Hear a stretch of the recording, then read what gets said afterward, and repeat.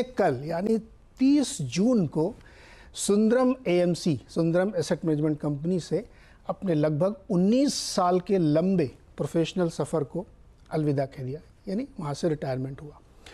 इनके कार्यकाल में यानी पूरे 19 साल के दौरान जो सुंदरम एएमसी था उसने ज़बरदस्त ग्रोथ देखी है और इनके सफ़र में एक निवेशक क्या सीख सकता है, कैसे उन्होंने किया, ये सब हम उनसे पूछेंगे। लेकिन पहले देखिए आप, उनके कार्यकाल के दौरान 21% का CAGR, ये बहुत कमेंडेबल है। जनरली हम लोग कहते हैं हमारे म्यूचुअल फंड 12-15% देते हैं, उससे भी ज़्यादा 21% का CAGR, आप सोचिए कितना पैसा बना होगा। सुनील सर हमेशा आवाज़ के साथ दर्शकों से जुड़े हैं, आप लोगों के सवालों के जवाब देते थे, हमारे सवालों के जवाब देते थे। और एक सबसे ख़ास बात सुनील जी की ये थी कि आवाज़ अड्डा वीकेंड स्पेशल के गेस्ट जब होते थे तो हमें ये नहीं सोचना होता था कि इनसे मैं ये सवाल पूछूं कि ना पूछूं, क्योंकि बहुत सारे फंड मैनेजर्स बड़ा संकोच करते हैं बोलने में। सर बहुत खुल के बोलते थे। तो ये जो सफ़र है ना, ये सिर्फ एक अल्प विराम है और हर एक की लाइफ में ऐसा आता है। इसके बाद से एक नई जर्नी शुरू करेंगे सुनील जी। सुनील सर आपका बहुत स्वागत और तमाम दर्शक इन्वेस्टर की तरफ से आपको बहुत शुक्रिया कि आपने उनकी वेल्थ बनाई, उनको सिखाया। और मेरे पास सवाल नहीं, आज आपको बोलना है। सर बताइए क्या कहना चाहते हैं। Thank you Neeraj ji. First of all धन्यवाद, आपने इतने दिन से मुझे भी अपने चैनल में आमंत्रित किया और मेरे जो थॉट प्रोसेस है जो मार्केट के बारे में, इन्वेस्टिंग के बारे में, उसके पब्लिक के लिए एक जानकारी, क्योंकि मैं एक प्रिंसिपल होता है, जापानी प्रिंसिपल, जिसमें कहते हैं कि आपके जो काम है, लाइफ एक ही लाइफ है, गाय वर्थ है। तो आपका लाइफ का वर्थ कैसे किया जाता सकता है कि उसका अनुमान एक, आप जिस चीज पे आप बहुत बढ़िया एक्सपर्ट या काम कर रहे हो, ग्रेट एट वर्क। सेकेंड चीज होती है कि आप उसको फाइनेंशियली कॉम्पनसेट कर रहे हैं, बिकॉज अल्टीमेटली आपने कुछ कमाया नहीं, तो आपकी फैमिली, आपकी फ्यूचर, आपकी पोस्ट वर्क लाइफ में आप कैसे मैनेज करोगे, वो एक खास बात है। तो जनरली आप जो काम अच्छा कर रहे हो उसके लिए क्या आपको एडिक्वेट कॉम्पनसेशन मिल रहा है, ये बात जाननी है। तीसरी बात है कि जो काम आप करते हो क्या उसको दिलचस्पी है, do you love what you do, right. तो ये तीन मेरे जिंदगी में मेरे लिए एक बहुत अच्छी स्थिति बनी है कि ये तीनों ऑलवेज मेरे काम आए हैं, कि जो भी काम मैं करता रहा हूँ उसमें मैं समझता हूँ कि मेरी बात काम अच्छी थी। दूसरी बात थी कि मुझे तो फाइनेंशियली मैंने कुछ फिक्र नहीं करने की जरूरत नहीं थी, और आई लव्ड माय वर्क, जो मेरी पैशन में जो भी आता है उसमें सामने दिखता है। मगर इसमें चौथा होता है इकिगाई में कि does the world need your services, does the world need it. अब मेरा मानना है कि जरूर जो आवाज चैनल के जरिए, मीडिया के जरिए जो भी मैं बात कर रहा था उसमें मैं कंट्रीब्यूट कर रहा था एक इंडस्ट्री की ग्रोथ के ऊपर, एक इन्वेस्टर की अवेयरनेस और एजुकेशन को इम्प्रूव करना। ये जरूर मैंने सोचा कि मैं कुछ कर रहा हूं, मगर अब आने वाली जिंदगी में उसका शेयर मैं बढ़ाना चाहता हूं।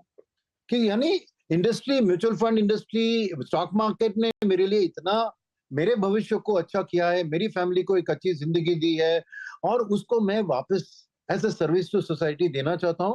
इसलिए मेरी फोकस आने वाले दिन में होगी कि ये जो मेरी 20 साल की एक्सपीरियंस इस इंडस्ट्री में है, उसके पहले मैं 20 साल बैंकिंग में था, इसलिए मेरे को समझ है फाइनेंशियल सर्विसेज का 40 साल, और उसका मैं उपयोग करूं कि फाइनेंशियल लिटरेसी, फाइनेंशियल इंक्लूजन और जो इन्वेस्टर अवेयरनेस और एजुकेशन, क्योंकि आपने कहा कि 21% पर एनम रिटर्न मेरी लाइफ टर्म में हुआ है, हमारी फंड हाउस की ग्रोथ में नेचुरली इन्वेस्टर्स की बेनिफिट और भलाई हुई है। मगर इंडस्ट्री का भी, इवन सेंसेक्स, निफ्टी इसी टाइम फ्रेम में उन्होंने 12, 13, 14% पर एनम रिटर्न दिलवाया है। बट इतना कंसिस्टेंट रिटर्न दिलवाने के बाद भी आज 144 करोड़ की आबादी के अंदर 5 करोड़ भी म्यूचुअल फंड के निवेशक नहीं है। 8 करोड़ लोग फ्यूचर्स एंड ऑप्शंस में ट्रेड करते हैं, यानी उनकी जो एक गैम्बलिंग की इंस्टिंक्ट होती है उसके लिए एक आउटलेट है जी। मगर फ्यूचर सेविंग्स के लिए ये रिटर्न जो हमारी मार्केट, हमारी इंडस्ट्री ने दिलवाया है, उसका मेरा मानना है कि हमने भरपूर फायदा नहीं उठाया in terms of getting more and more customer into this industry, because उनकी भी भलाई है, ऑफ कोर्स इंडस्ट्री की भलाई है और देश की भलाई है, क्योंकि अल्टीमेटली मार्केट इज फाइनेंसिंग दी देश की ग्रोथ। जितनी ज्यादा रिटेल पार्टिसिपेशन बढ़ सकता है उतना देश के फ्यूचर के लिए, भविष्य के लिए अच्छी बात होगी। तो मेरी कोशिश ये होने वाली है कि मैं अपना जो वर्ल्ड नीड्स इट, उस क्षेत्र में अपने जो एक्सपीरियंस, स्किल्स और एक्सपर्टीज है उसको मैं इस्तेमाल करना चाह रहा हूँ। सुनील सर कितना अपने काम के प्रति समर्पित थे, इसका एक अंदाज़ा मैं आपको देता हूँ। 30 जून लास्ट डे था, उससे पहले एक फ़ंड भी लॉन्च हुआ था। तो मुझे आवाज़ अड्डा के लिए कोशिश मैं लगातार कर रहा था, सर टाइम नहीं दे रहे थे क्योंकि वो रोड शोज़ कर रहे थे। रिटायरमेंट से एक हफ्ते पहले तक इतने डेडिकेशन के साथ सुनील सर काम कर रहे थे और ये मुझे बहुत अच्छा लगा क्योंकि अपना काम सबसे पहले होता है। तो वो एक डेडिकेशन था। सुनील सर, एक छोटा सवाल था, आपने तो अपर सर्किट, लोअर सर्किट और कोरोना वाला भयानक दौर सब देखा।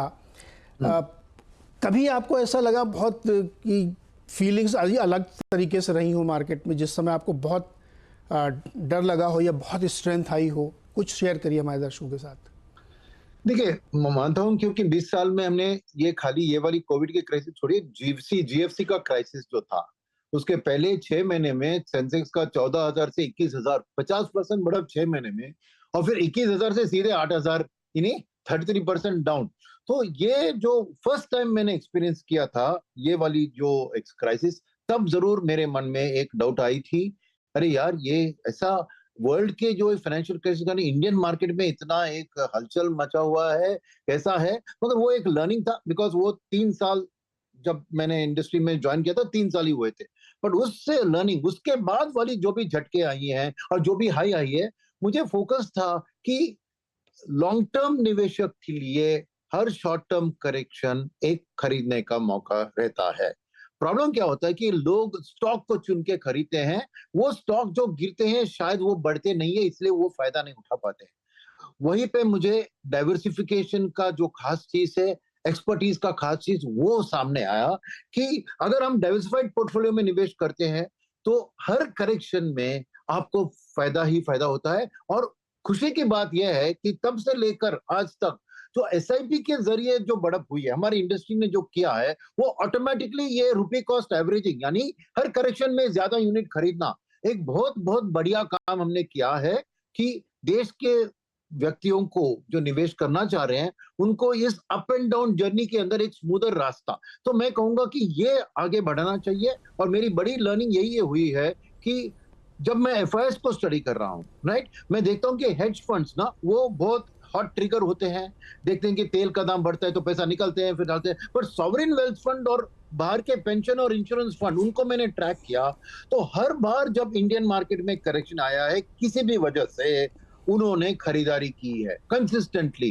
तो ये मेरे लिए सबसे बड़ी लर्निंग है कि एज लॉन्ग एज आपकी दिशा एक लॉन्ग टर्म के जरिए हो तो आपको हर करेक्शन किसी भी कारण के लिए हो, एज लॉन्ग एज देश का भविष्य आपको अच्छा दिख रहा है, और उसमें कोई दिक्कत मुझे नहीं दिख रही है क्योंकि देश का जो एक पॉपुलेशन का एडवांटेज अगले 20 साल तक हमारे काम आने वाला है। तो मेरे लिए सबसे बड़ी लर्निंग है कि आप फोकस डाइवर्सिफिकेशन पे रखिए और लॉन्ग टर्म पे रखिए, ये दोनों चीज काफी है आपको वेल्थ क्रिएट करने के लिए। तो वेल्थ क्रिएट करने के लिए कंसिस्टेंसी, अपने मेहनत का 200% लगाइए। देखिए, मैंने अभी आपको बताया कि आखिरी दिन तक काम कर रहे थे, मौका मिले तो उसको करिए और बने रहिए। युद्ध जीतने के लिए युद्ध के मैदान में बने रहना ज़रूरी होता है, जो भी उन्होंने बताया कि जब भी गिरा है उसको एक अपॉर्चुनिटी की तरह लिया है। सरवेन जी, आपके साथ भी कई सारे शोज़ किए हैं, क्या आप उनको कहना चाहते हैं, कुछ उनसे पूछना चाहते हैं सुनील जी से? नहीं, देखिए, बहुत अब वो इस पे गाना याद है कि जाने कहाँ गए वो दिन, कोविड के पहले हम स्टूडियोज में मिलते थे, बहुत सारे शोज किए हैं। हमारी शैलियां अलग है, वो फंडामेंटल वाले हम टेक्निकल है, बट थॉट प्रोसेस सेम ही है। देखिए, मैं भी आज तक ये 20-25 साल से कर पा रहा हूँ क्योंकि ये पैशन है, इसको हम अपना हॉबी और पैशन समझ के करते हैं। तो 16-16 घंटे कभी कभी स्क्रीन देख लेते हैं। गोल्ड सिल्वर में अगर कुछ किया हुआ है तो कॉमिक्स के भी रात के भी कोट्स देखने पड़ते हैं। तो कभी भी ऐसा नहीं लगता है कि कुछ एहसान कर रहे हैं किसी के ऊपर, ऐसा लगता है कि बस अपनी हॉबी है और अपना पैशन है तो उसको करते जा रहे हैं। तो वहां पे हमारी एकदम सिमिलर समानताएं मिलती हैं। हम दोनों के नाम भी इनिशियल सेम है, एसएस, उनका भी एसएस, हमारा भी एसएस। तो आई थिंक उनसे एक जुड़ाव भी है। बट यस, मैंने जैसे बोला कि बहुत मजा आता था उनके साथ शोज करने में, लेकिन अब इसी बात में मैं ये बोलूंगा कि थोड़ा स्टूडियोज में भी बुलाइए, महीने में 1-2 शोज एटलीस्ट स्टूडियो से भी अब करने चाहिए। कोविड को जाके बहुत टाइम हो गया है। जी हाँ, बिल्कुल मिलेंगे। और अब तो मुझे लगता है सुनील जी अब हमको ज़्यादा समय दे पाएंगे क्योंकि अब उतनी औपचारिक बंदिशें नहीं होगी। सुनील सर, लास्टली तो यहाँ से आगे की जर्नी के बारे में, मतलब इन्वेस्टर एजुकेशन में या कुछ और, क्या अभी कुछ प्लान किया, अभी सोच रहे हैं? मैं सोच रहा हूँ, बट ब्रॉडली मेरा इन्वेस्टर एजुकेशन और अवेयरनेस को इम्प्रूव करने पे ही मेरी ध्यान होगी। और डिस्ट्रीब्यूटर्स का एक बहुत बड़ा हाथ होता है इसमें। मैं देख रहा हूँ कि जो इंडिविजुअल म्यूचुअल फंड डिस्ट्रीब्यूटर्स होते हैं ना, उनको भी गाइडेंस देने की जरूरत है, because ultimately reach to the common man एक डिस्ट्रीब्यूशन कम्युनिटी के थ्रू ही हो सकता है। इसलिए मुझे, अगर मैं डिस्ट्रीब्यूटर्स की एजुकेशन को इम्प्रूव करूं, उनको नॉलेज, मार्केट की नॉलेज, इकोनॉमी की नॉलेज, ये मेरी एक खास स्ट्रेंथ रही है, how to simplify complex economic terms और market terms and explain it. ये जो मेरे लिए ऊपर वाले ने दिया है एक स्ट्रेंथ मेरी, कि बहुत बहुत कॉम्प्लेक्स जो शब्द इस्तेमाल करते हैं, जार्गन होते हैं, उसको मैं डी जार्गनाइज करके सिंपल तरीके से बताने की जो एक क्षमता मुझ में है, उसको इस्तेमाल करके मैं म्यूचुअल फंड डिस्ट्रीब्यूशंस को एम्पावर करना चाह रहा हूं, ताकि वो रीच आउट करे 1000-100 इन्वेस्टर्स को। कि एक इंडिविजुअल से मैं मिलियंस ऑफ लोग से मिलना बहुत, दो ऑफ कोर्स मीडिया आपकी जैसे चैनल डायरेक्ट रीच आउट भी करती है, मगर डिस्ट्रीब्यूटर्स का नॉलेज अगर इंप्रूव करूं तो मल्टीप्लायर इफेक्ट ज्यादा बनेगा। वो एक चीज मैं ज्यादा ध्यान देना चाह रहा हूँ। सेकंड, मेरे लिए एक और चीज है कि ये गोल बेस्ड इन्वेस्टिंग ना, बहुत से लोग क्या होते हैं कि जब मार्केट बढ़ती है तभी पैसा डालते हैं पास्ट रिटर्न्स को देखकर, और उनको ये नहीं पता होता है कि कब निकाले पैसा, क्योंकि वो अच्छे दिन में आते हैं और जब बुरे दिन आते हैं तो चुप बैठते हैं और अगले अगले अच्छे दिन के लिए वेट करते हैं। तो मेरे लिए एक चीज जो मैंने सीखा है, जो मैं सबको सिखाना चाह रहा हूं, कि आपकी फाइनेंशियल प्लान बनाना जरूरी है, आपकी रिस्क एपिटाइट को समझना जरूरी है, और आपको हर निवेश जो करते हैं आप, शॉर्ट टर्म 1 साल 2 साल के लिए या लॉन्ग टर्म 5-10 साल के लिए, आपको एक गोल रखना चाहिए, ताकि जब वो गोल आसपास आ जाए तब आप पैसा निकालें और उसका फायदा उठाएं। चाहे आपकी बीवी की 25वीं सालगिरह या 50वीं सालगिरह हो, चाहे आपके वेडिंग एनिवर्सरी हो 25वां, कहीं पे जाएं छुट्टी पर, कुछ करिए।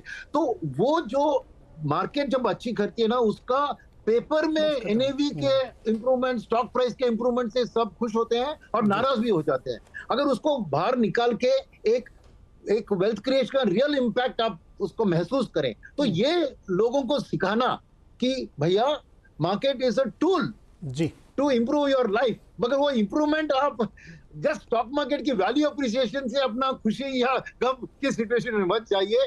आपको उसको रियल टर्म्स में उसको कन्वर्ट कीजिए और एंजॉय कीजिए, तभी आपका भरोसा और आपकी कॉन्फिडेंस और भी बढ़ेगी। तो ये मेरी एक कोशिश होगी। वो किस तरह से, किस मोडालिटी से करूंगा, मैं अगले महीना 2-3 महीने में मैं कुछ फॉर्म्स करके उसको प्लान में करूंगा। पहले मेरी जो मेरी डॉटर के जो ग्रैंडसन्स पोते मुझे मिले हैं, उनके साथ मैं टाइम बिता नहीं पाया, थोड़ा बहुत मैं सिंगापुर में जाके उनके साथ टाइम भी स्पेंड करूँ, तो फैमिली को भी थोड़ा टाइम दूंगा जी, और मेरी इंडस्ट्री की भी थोड़ी टाइम मैं दूंगा। ऑफ कोर्स आपके लिए तो आई एम ऑलवेज अवेलेबल, जब भी आप बुलाइए मैं आमंत्रित हो जाऊंगा, फिजिकल या जूम, जो भी, नो प्रॉब्लम एट ऑल।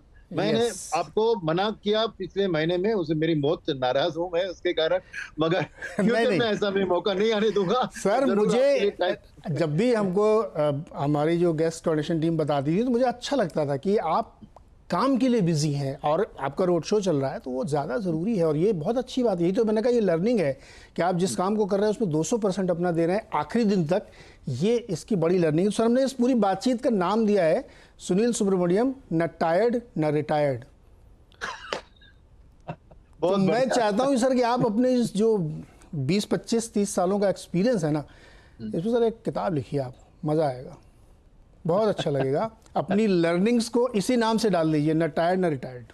न टायर्ड। थैंक यू, बहुत बढ़िया सजेशन। मैं अगर लिखूंगा तो जरूर क्रेडिट इसका आपको दूंगा। ओके सर, बहुत बहुत शुक्रिया, और हमारे दर्शकों की ओर से आपको बहुत शुक्रिया और शुभकामनाएं आपके नए टास्क के लिए, नए एंडेवर के लिए। सरवेन जी, आज का शो हम लोग यहीं पर समाप्त करते हैं। दर्शकों से माफ़ी मांगते हैं, आज उनके बहुत सवाल नहीं लिए, क्योंकि उससे बड़ी लर्निंग हमें आज सुनील सर से मिली है। बहुत बहुत शुक्रिया सर, नई जर्नी के लिए बहुत बहुत शुभकामनाएं। एक छोटा सा ब्रेक।